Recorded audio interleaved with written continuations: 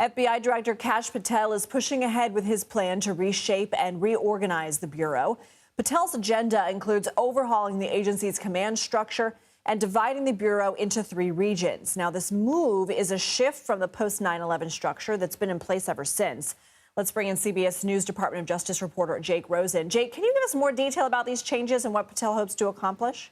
Right. The 52 department heads that are all around the country, and they work in cities ranging from right here in Washington to New York to LA to other parts of the country. Now they're going to be broken up into those 3 different buckets that you talked about. And this is what Kash Patel really spoke about his first moments after being confirmed as FBI director, wanting to take a lot of the central power out of the DC headquarters of the FBI, shifting it into that power and basically the field logistics back to those agents in those areas. So for instance, an agent on the West Coast will be reporting to basically an agent who leads all of the Western Division. Then that person will then report to the deputy FBI director, Dan Bongino, who was confirmed today.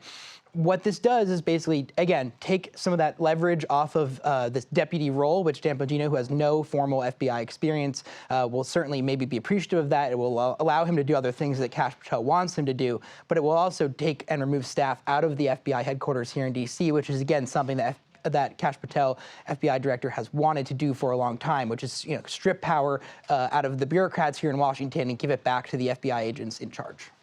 President Trump delivered a speech Friday airing grievances over federal investigations, demanding full accountability from those involved. What should we expect from that? I think it really felt like one of those moments on the campaign trail when President Trump was on trial in New York, where he listed off grievances about media personalities and media figures who were not writing in his favor, people who criticized his past stances, and a lot of the statements, he called and delivered profanities about the legal cases that were against him. He called the prosecutors who went after him corrupt. He called some judges corrupt.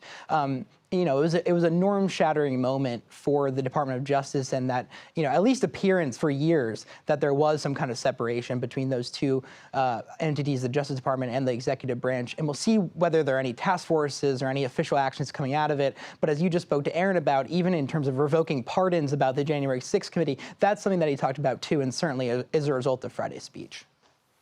All right, Jake Rosen, thank you.